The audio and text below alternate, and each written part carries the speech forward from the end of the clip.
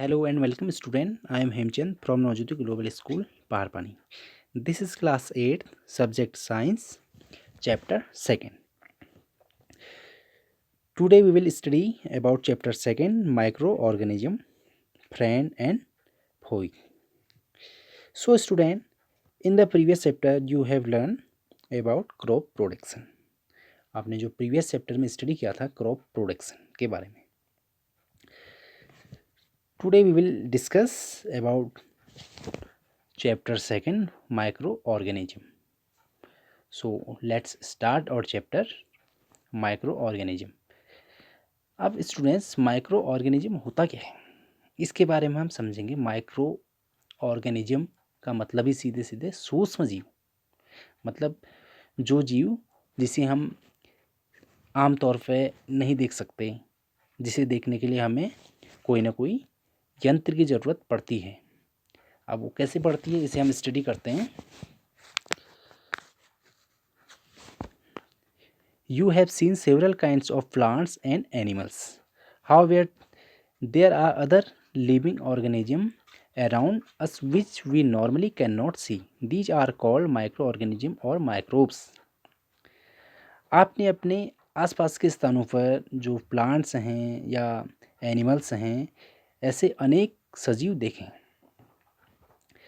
But कुछ जीव ऐसे भी हैं जिन्हें हम बिना यंत्र के नहीं देख सकते.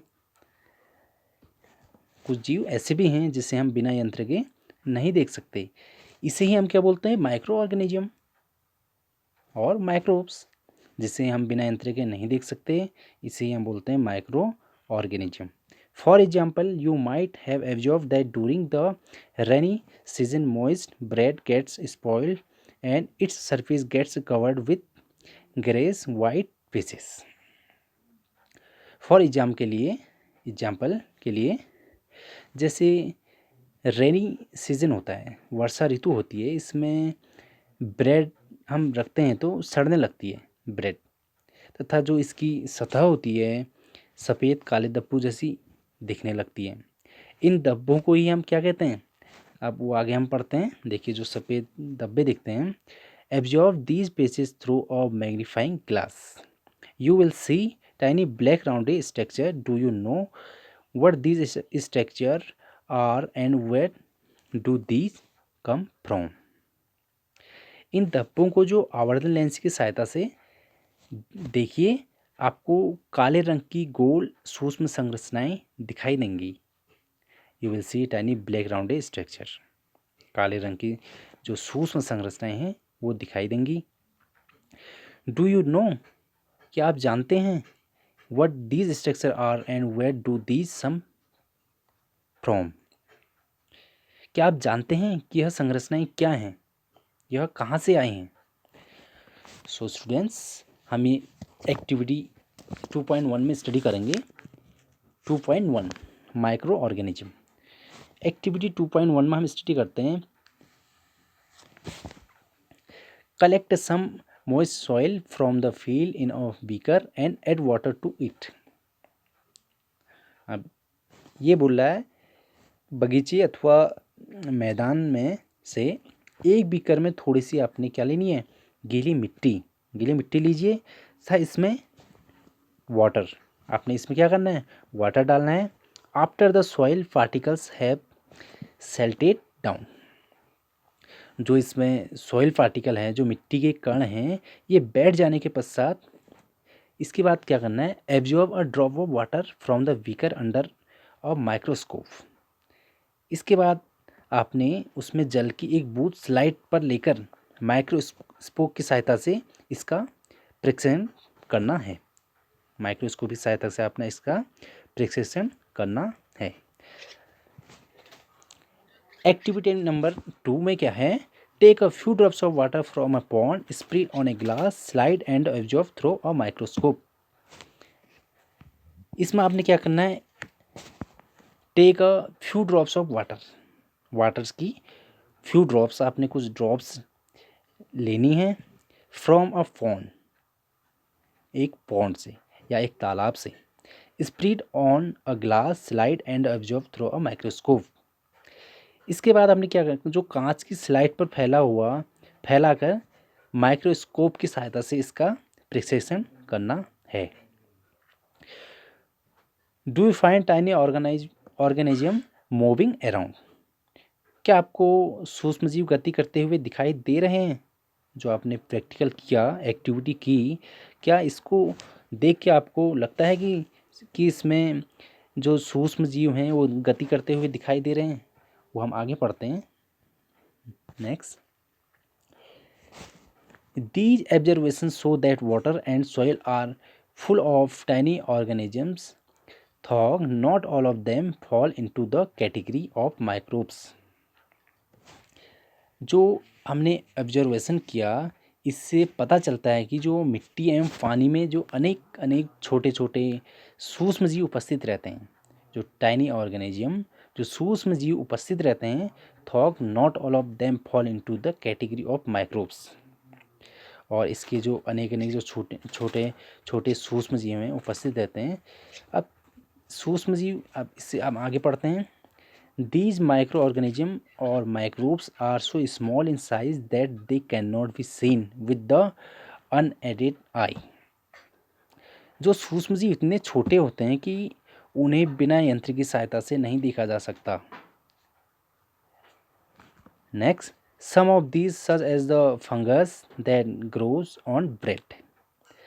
जैसे कि ब्रेड पर जो उगने वाले फंगस होते हैं, कवक को, ये एग्जाम्पल जैसे fungus that grow on bread, जो ब्रेड पे जो फंगस ग्रो करते हैं, can be seen with a magnifying glass. इसे हम, जो मैग्नीफाइंग ग्लास होता है, आवर्धन लेंस होता है, इसकी सहायता से देखा जा सकता है। Next, others can not be seen without the help of microscope. जो अन्य हैं, इन्हें बिना माइक्रोस्कोप की सहायता से दिखाई नहीं देते। That is why these are called micro organism और माइक्रोब्स। यही कारण है इन्हें सूक्ष्मदर्शी या माइक्रो ऑर्गेनिज्म कहते हैं। नेक्स्ट है, micro organism are classified into 4 major groups.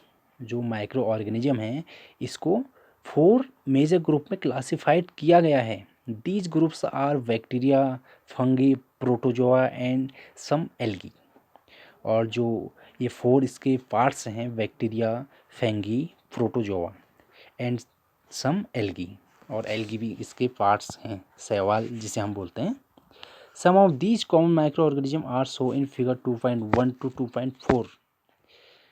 अब कुछ जो सूक्ष्म जीव हैं जिसका हमने फिगर 2.1 एंड 2.4 में दर्शाया गया है। ये हम फिगर यहाँ से देख सकते हैं 2.1। अब 2.1 में आप देखिए फिगर, बैक्टीरिया,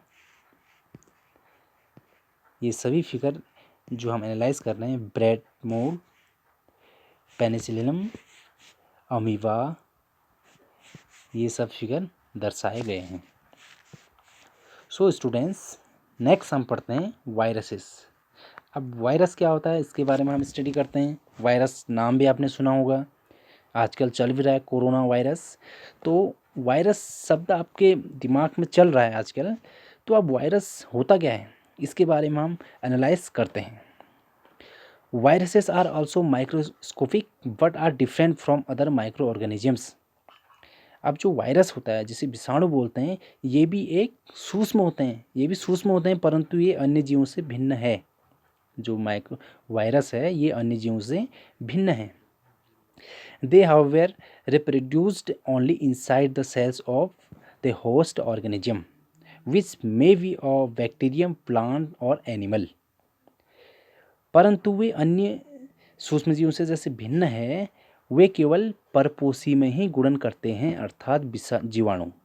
जो जीवाणु हैं, ये केवल परपोषी में ही गुणन करते हैं, पौधे अथवा जो जंतु कोशिका में गुणन करते हैं। फॉर एग्जांपल जैसे प्लांट्स हो गए या जंतु कोशिका हो गई, इसमें गुणन करते हैं।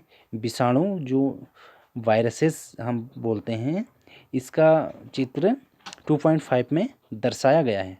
अब जो वायरस होता है, इसका हम फिगर भी देखते हैं। ये वायरस होता क्या है इसका हम फिगर 2.5 में देखते हैं।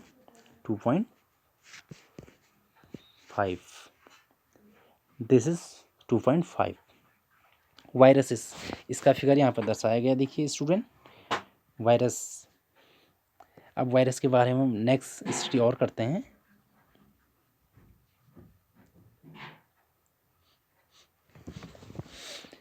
नेक्स्ट है diseases like dysentery and malaria are caused by protozoa viruses. Typhoid and tuberculosis are bacterial disease. You have learned about some of these microorganisms in classes 6 and 7th.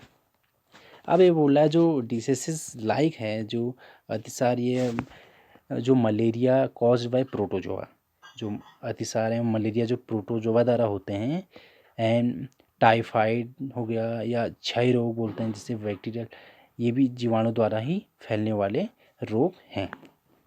इनमें से कुछ सूक्ष्मजीव आपने previous classes 6th and 7th में भी study किया है। So students, next हम स्टडी करते हैं फ्रेंडली एंड माइक्रो ऑर्गेनिज्म। अब जो फ्रेंडली माइक्रो ऑर्गेनिज्म होते हैं इसके बारे में हम स्टडी करते हैं। Microorganisms are used for various purposes. They are used in preparation of curd, bread and cake. जो सूक्ष्म जीव विभिन्न कार्यों में उपयोग किए जाते हैं, इनका हम use curd, bread and cake के प्रिपरेशन के लिए करते हैं, इसको बनाने में किया जाता है। अब एक हेडलाइंस हम पढ़ते हैं। Micro organism have been used for the production of alcohol since ages. अब जो प्राचीन काल से ही जो माइक्रो ऑर्गेनिज्म है, सूक्ष्म जीवों का उपयोग एल्कोहल बनाने में भी किया जाता रहा है। They are also used in cleaning up of the environment. पर्यावरण को स्वच्छ रखने के लिए भी इसका उपयोग किया जाता है। माइक्रो ऑर्गेनिजम्स जो हम पढ़ रहे हैं, for example the organic wastage. अब एग्जाम्पल के लिए एक ऑर्गेनिक जो अवशिष्ट है, जैसे vegetables, feels, remains of animals, जैसे कि सब्जियों के जो छिलके हैं, या रिमेन्स ऑफ एनिमल्स, जो जंतु के अवशेष हो गए, इत्यादि चीज़ें are broken down into harmless and usable substances by bacteria. मतलब जो भी अब घटक हैं या जीवाणु द्वारा किया जाता है, इनका ही हानिरहित पदार्थ बनते हैं, जो हार्मलेस है ये सब्सटेंसेस बनते हैं। Recall that bacteria are also used in preparation of medicines in agriculture. They are used to increase soil fertility of fixing nitrogen. अब ये बोल रहा है कि स्मरण कीजिए कि जो जीवाणु का उपयोग किया जाता है औषधि उत्पादक या कृषि में मृदा की उपरता जो है उर्वरकता में वृद्धि करने में किया जाता है, जिसमें नाइट्रोजन भी स्थिरीकरण या फिक्सिंग होता है। सो स्टूडेंट्स, आज का हमारा टॉपिक यहीं तक रहेगा। नेक्स्ट हम पढ़ेंगे कल की क्लास में making of curd and bread. आज के लिए इतना ही। Thank you.